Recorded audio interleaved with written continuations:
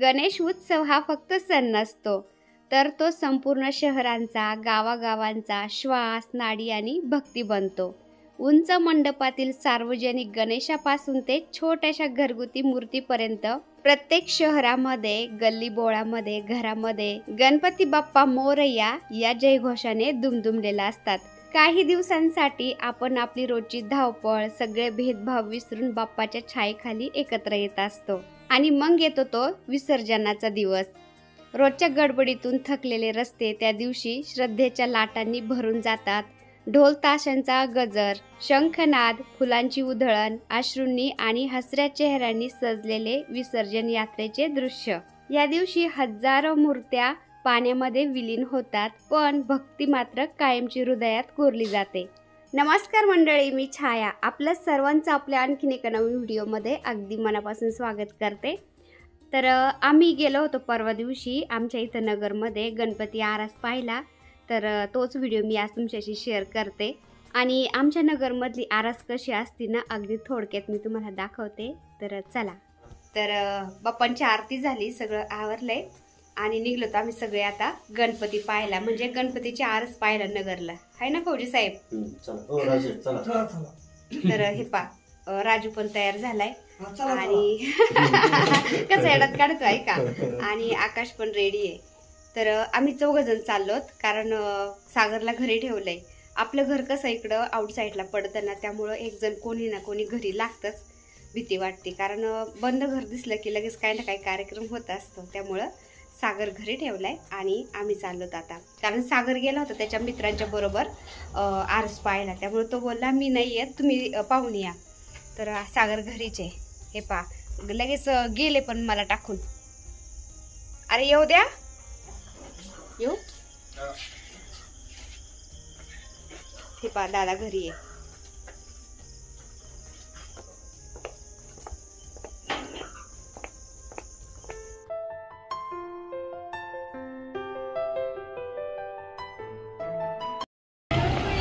तर आलो आम्ही नगरमध्ये आणि एक ठिकाणी म्हणजे ओळखीच्या ठिकाणी गाड्या लावल्यात, कारण गाड्या चोरी जायची भीती वाटते. तर गाड्या लावल्यात आणि चाललो आम्ही आता गणपती पाहायला पायी. मी फौजी साहेब आणि हे पा राजू आणि आकाश. चला आपण आता चितळे रोडचा गणपती पाहायला चाललो.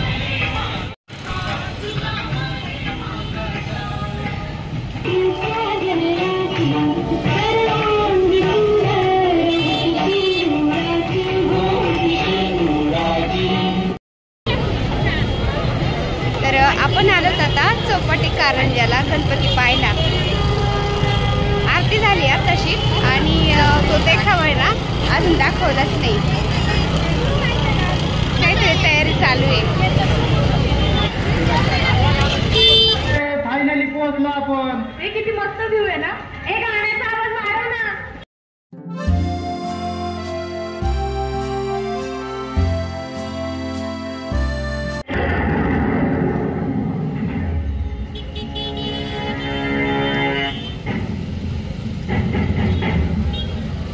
उठलं का कान का तलवारीच्या मुठीनं डोकं फोडवा वैर हे सुकाळीच्या. बोल की सोड, कोण आहे तू? मी कोण? अरे नीट बघ, राखंडारे मी या गणाचा. राजांनी ज्याच्या खांद्यावर विश्वास टाकला आणि तो सार्थकी लावला, तो मर्द मराठा. 18 पगड जातीचा मावळा आहे मी, मावळा. समजलं का रे कावळ्या? मावळा शक्य नाही. तू काय करतो इथे? तू पण आमच्यासारखा ट्रेकला आलाय का? अरे हट, या सह्याद्रीच्या कडा कपारीतून वाहणारा वार आहे मी. शिवबा राजाच्या पायाला स्पर्श करून गडावरून खाली खळखळ करत वाहणारा पाण्याचा प्रवाह आहे मी. मला मावळा म्हणतात, मावळा. कळलं का शेळपटा? सगळं ठीक आहे, पण आमचे कान का बधीर केले? अरे तुम्ही जे करत होता हे जर महाराजांनी पाहिलं असतं ना, तर कवाच कडेलोट केला असता तुमचा. पण आम्ही काय केलं? काय केलं? अरे ज्या मावळ्याच्या रक्तानी आणि बलिदानाने यो घड उभा राहिला, त्यांनी सुद्धा कधी आपली नाव चुन्यांनी कोरली नाहीत रे. आणि तुम्ही लगेच बदामाच्या फुल्या काढून मोकळे. उसा जिथे हे बघा, तुम्ही आम्हाला शिकू नका कसं वागायचं ते. हो हो, कसं राहायचं ते नका सांगू. वी आर हायली एज्युकेटेड नाव. एज्युकेटेड बाबो, मग तुम्ही शिकले म्हणजे तुम्हाला लई शिंग फुटली असं नसतं बाई. आपल्या राजानं परस्त्रीकडं कधी वाकड्या नजरेनं सुद्धा पाहिलं नाही आणि कुणाला पाहू बी दिलं नाही. पण तुम्ही आजकालच्या पोरी या अशी चित्र कपडे घालून पार आपल्या संस्कृतीचा बट्ट्याबोळ करून टाकलाय. अरे तुमच्या आया आजीच्या काळात पूर्ण अंगभर नेसलेल्या लुगड्यात जिजाऊ मासाहेब दिसायच्या, तर कधी देवी अहिल्याबाई दिसायच्या. अरे तुम्ही तरुणांनी संस्कृती जपायची नाही तर कुणी? पिढी घडवण्याचं आणि ती बिघडवण्याचं काम करती ती फकस्त बाई. आणि तुम्ही काय करताय कळतंय का? हे बघा, आम्ही पण संस्कृती जपतो. मोठ्या थाटात सण उत्सव साजरे करतो आणि जल्लोष करतो. मोठ्या थाटात डीजे लावून शांताबाई आणि पोपटाचं गाणं लावून, आहे का नाही? अरे पण ह्या असल्या गाण्यांवर फक्त अंग हलतं, पण तुतारीच्या आणि हलकीच्या ठेक्यावर ना रक्त सळसळत रक्त. आम्ही पण शिवरायांचे अनुकरण करतो. हा का? साडी वाढवली चंद्रकोर लावली म्हणजे झालं का? त्यांच्या विचारांचं काय? ज्यांनी आपला देह स्वराज्यासाठी झिजवला त्यांच्याच महाराष्ट्रात मराठीला, मराठी भाषेला आणि मराठी माणसाला येशीवर टाकायला निघालात. पण आता मराठी भाषेला अभिजात भाषेचा दर्जा मिळालाच. अरे हा, पती कवा टिकल? जेव्हा तुमचे पोरं मराठी शाळेत जातील तवा, मम्मी पप्पा ऐवजी आई बाबा म्हणतील तवा. एज्युकेट होणं म्हणजे पूर्वजांनी मातीसाठी दिलेल्या बलिदानाची जाण ठेवणं आणि त्याची जपणूक करणं असतं. हो, करतोय की जपणूक आम्ही. आता आपले 12 गडकिल्ले युनेस्कोच्या जागतिक वारसा यादीत समाविष्ट झालेत. अरे जग दखल घेतय. मग 12 किल्ले सहभागी झाले त्या वर्ल्ड हेरिटेज साईट मध्ये. पण आपलं काय? अरे कोणी गडावर चित्र रेखाटतोय, बाटल्यांचा कचरा करतोय. अरे गडावर होणाऱ्या अतिक्रमणांकडे लक्ष कोण देणार? अरे या गडानी आपल्या राजाचा अभिषेक पाहिला, लढाया पाहिल्या. अरे शत्रूच्या हल्ल्यानं सुद्धा हल्ला नाही कधी हा किल्ला. आणि तुम्ही इथं कचरा टाकून तो बाटवाय निघालात.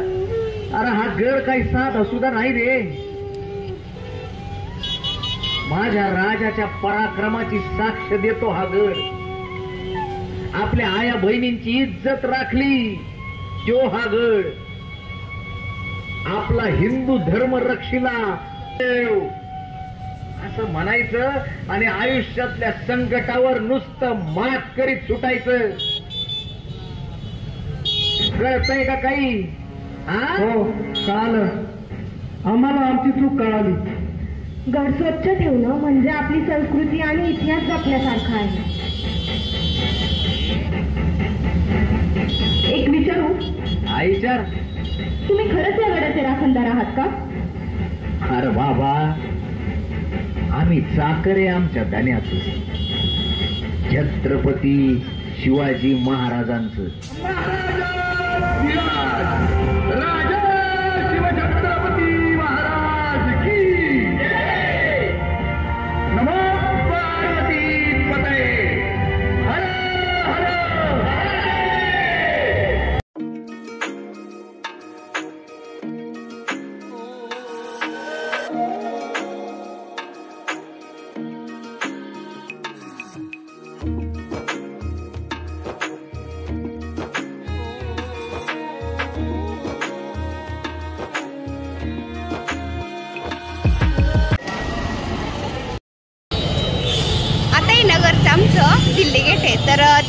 दाखवते मी तुम्हाला आता. आवाज येतो की नाही काय माहिती, कारण खूप गाड्यांचा आवाज येतोय ना त्यामुळं.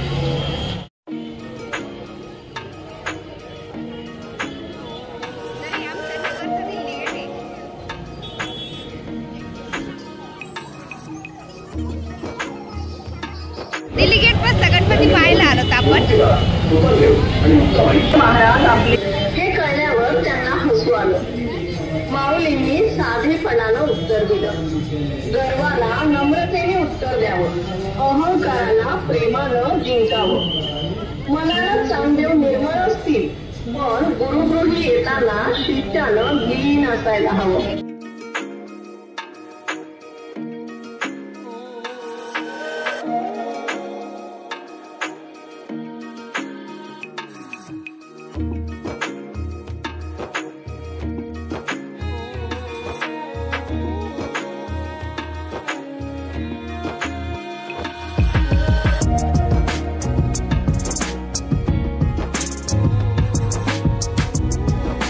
प्रभू श्रीराम त्याच्या मदतीला धावले. राम, लक्ष्मण आणि मेघनाथ यांच्यात घनघोर युद्ध सुरू झाले.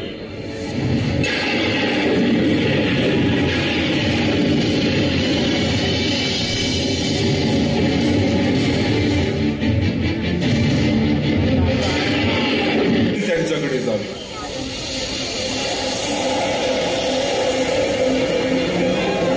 जांबुवंताचा सल्ला.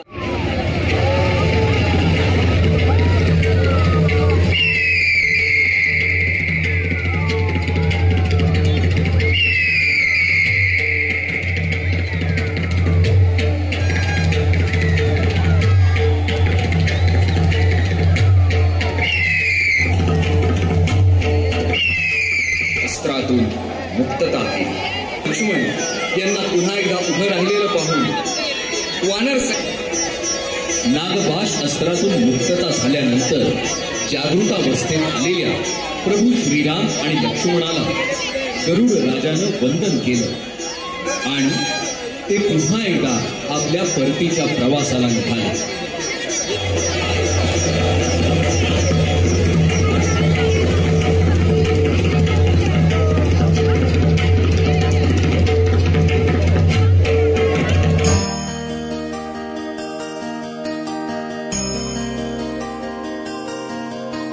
राजमाता जिजाऊ आपल्या आईच्या मनातील प्रत्येक इच्छा पूर्ण करण्याचा ते प्रयत्न करत असत. एक दिवस छत्रपती शिवाजी महाराज नेहमीप्रमाणे आपल्या मातोश्रींच्या म्हणजे जिजाऊ मासाहेबांच्या वाड्याकडे गेले. त्यावेळेला वाड्यामध्ये जिजाऊ मासाहेब आणि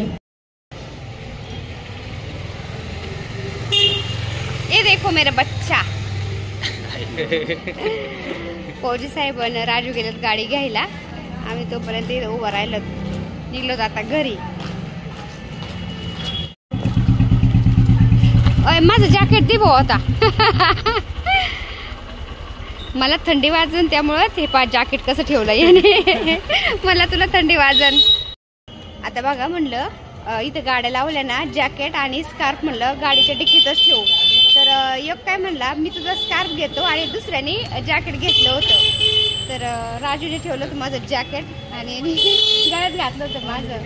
म्हणजे तुला थंडी वाजल, गाडीच्या डिक्कीत नको ठेवू, संग घे. तर चला आजचा छोटासा व्हिडिओ मी इथं सेंड करते. व्हिडिओ आवडला असेल तर एक लाईक नक्की करत जाता येईल. चॅनलवर नवीन असाल तर प्लीज आपल्या चॅनलला सबस्क्राईब पण करा. चला तर भेटूया पुन्हा अशाच एका छानशा व्हिडिओ बरोबर. तोपर्यंत बाय बाय.